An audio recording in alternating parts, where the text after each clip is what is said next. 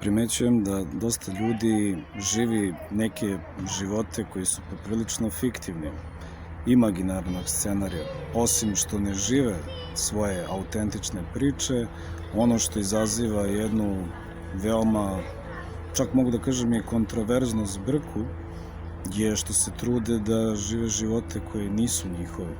Mogu donekle da razumem da neko ne poštuje svoj život, ali ono što ne mogu da razumem je zašto se neko trudi da poštuje možda tuđi život više nego svoj sopstveni. Kao što ostaje upitno, ako već poštuje svoj život, zašto se onda trudi 0,24 sata da osuđuje bilo čiji život? Pitanja su postavljena. Više sam puta i govorio i pisao i snimao o tome i očigledno nije dosadno ponavljati se. Ali čovek koji nije sklon zlopamćenju, dakle čovek koji ne počinje dan kukanjem, roptanjem, obnavljanjem, dakle jednog istog sadržaja zla, uvek tim nekim kritikovanjem i odmazdom kako njemu ili njoj sve smeta, pokazuju jednu nezahvalnost prema životu. I nije sad reč o toj nekoj moralistici, reč je o tome da čovek će biti sam pred sobom, će biti u jednoj prednosti, možemo reći koristi, ako polazi od dobre volje u sebi. Jer kad se dobra volja ustanovi u sebi, onda i suočavanje sa drugim peripetijama i problemima svakodnevnice mnogo lakše dobijaju svoj izlaz. Nemojte da vam život prolazi u brojanju neostvarenih želja. Treba se radovati najmanjim sitnicama. Evo, ja sam sad izašao sa sopstvenom decom u parkić, možete da ih čujete. Cvrkuću 0,24 nekada do najlepše neuroze koju čovjek može i da zamisli kao roditelj.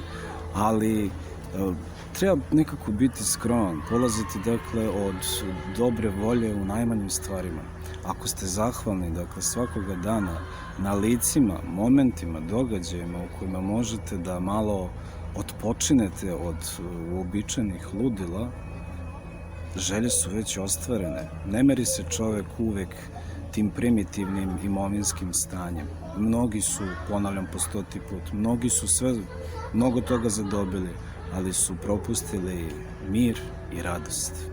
Čovečanstvo boluje od kompleksa nametnute sreće. To sam već više puta naglasio. Ko nije pogledao starije arhive, neka malo scrolluje unazad. Ne mogu baš ni ja uvijek da se ponavljam. Ali šta je sreća? Šta je sreća? Ko je 100% srećan 24 sata po nebu? Ok, postoje određeni problemi, određene brige, postoje određeni konflikti, borba za egzistenciju, ali ništa od toga ne treba da bude nekako melanholično, onako fatalistički percipirano. Nego uvek volim da kažem da svaka melanholija, svaki problemi sa kojima se suočavamo mogu biti izazovi za nove progrese. I znate šta? Ponovit ću se, dakle, nije nekad loše i ne biti 100% srećan, znate. Kad tek na taj način može čovjek da napuni svoje baterije za nove izazove. Mili moji, dragi moji, ne postoji savršeni brak, ne postoji savršeno prijateljstvo, ne postoji savršena emocionalna veza. Znate, mnogo se tu nešto nametnulo kao kompleks neke idealističke romanse, prožeto i Boga pite više kakvim scenarijama hollywoodskog karaktera. Da bi jedan odnos funkcionisao, morate biti spremni i na određene konflikte, znate. I ne mora, ponavljam po 1000. put, ne mora nijedan sukob nužno da bude fatalan. Kroz, da kažem, sudaranja sa sobom, sa drugima, vi u stvari negde ispitujete određeni stepen zrelosti i vašeg unutrašnjeg naličja, odnosno karaktera, i odnosa koje gradite sa drugim ljudima. Zar to nije fenomenalno? Opustite se malo za promenu.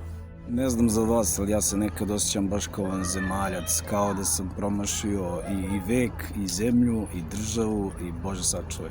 Ali to su sve, da kažem, neke naše unutrašnje ljudske projekcije. Mi se uvek merimo određenim nivom adaptacije, dakle, na određene situacije, ljude, događaje, zemlju u kojoj živimo. Dakle, sve to je jedan deo, da kažem, procesa koje vodi određenom sazrevanju. Još ako ste koliko toliko urazumljeni da niste alergični na duhovni život u Hristu, onda imate sasvim, da kažem, dobru šansu da svoj nivo adaptacije iznova preispitujete uvek obnavljanjem svog života u Hristu. Bez obzira koliko puta padali, on će uvek biti tu da vas pridrži i usmeri na nove puteve.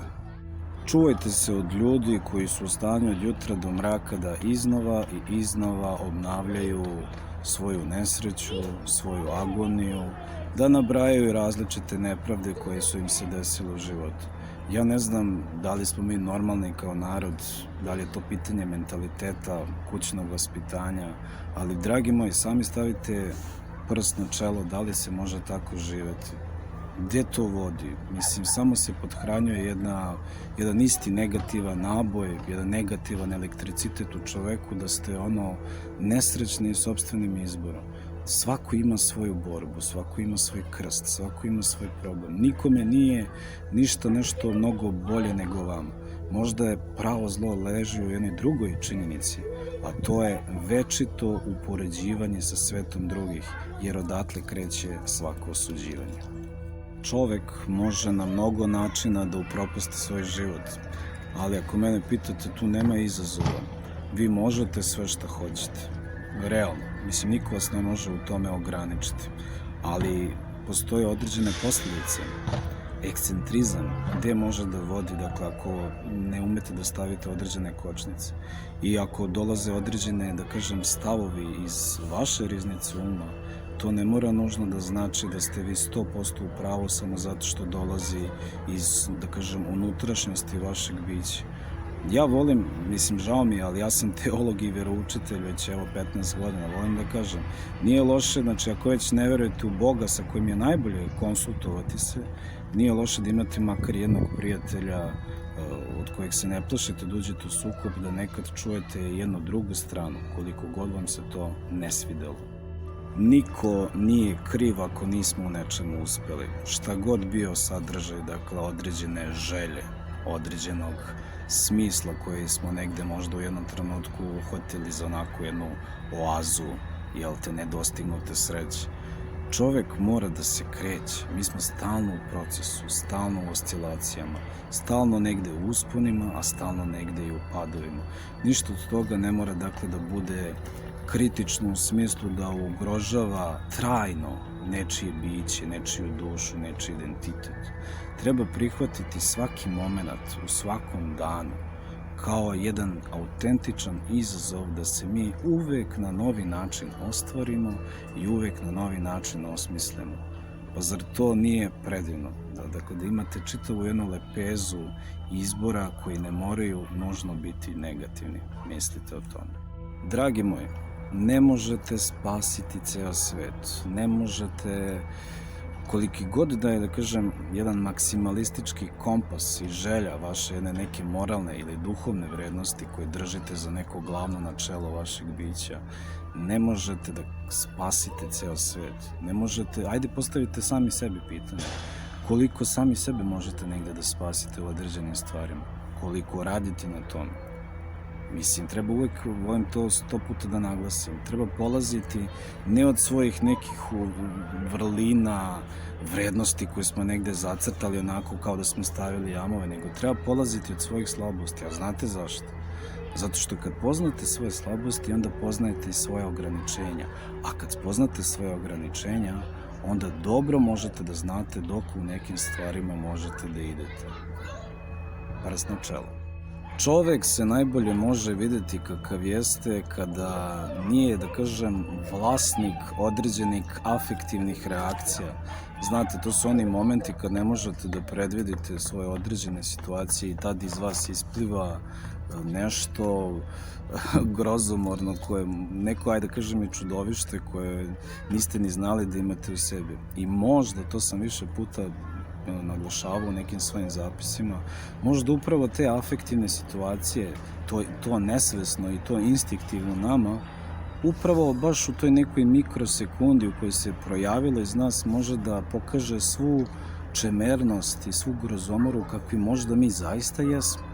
Zamislite, znači, bez obzira što je nešto afektivno, nepromišljeno, ishitreno, instinktivno, zamislite da to može zaista da bude jedna prava mera kakvi zaista jesmo. Treba se dobro zapitati. Pazite kome poklanjate svoje poverenje. Znate koji su za mene ljudi od uzora? Mislim, ne znam ih ja sad po imence, ali to držim ovako kao jedan svoj sopstveni ideal. Ljudi koji umeju da čuvaju tuđe tajne. Mi u današnjem 21. veku, kada je sve ogoljeno, ospoljeno, maltene u jednom lažnom pokušaju demistifikacije, mi ne umemo da čuvamo ni sopstvene tajne, ni tajne drugih. A znate kako se srce puni? Pazite, ne ostajete praznog srca, nego se puni ako umete da čuvate tajne. I obratno, ako ospoljite nečiju tajnu, upravo je logična posledica toga da se vaše srce prazni. Sad sami napravite eksperiment i poređenje pa vidite da li sam u pravu. Svako od nas ima onu crnu, žutu minutu kada mu pozli, kada se projavi kako ne treba, kad napravi neke gluposti i greške zbog kojih posle može dugo da žali.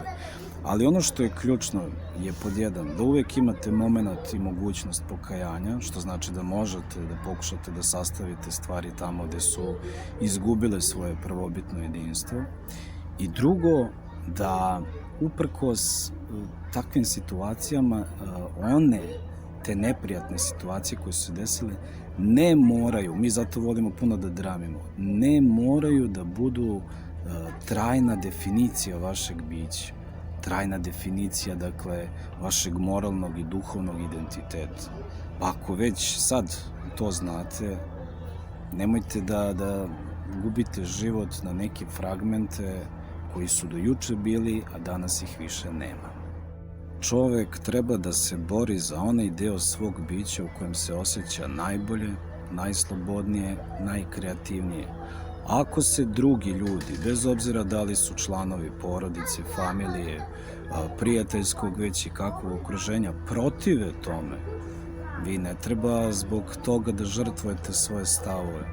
Dokle god vaši stavovi ne ugrožavaju nekoga i dokle god vas, da kažem, određene želje kojima se krećete ispunjavaju, nemojte biti toliko naivni da zbog toga šta će selo reći, vi žrtvujete, dakle, one vrednosti koje vi držite za glavne postulate i smisla svog bića. Znate, mislim da je veoma bitno da obratite na to pažnju. Neka vas Bog čuva.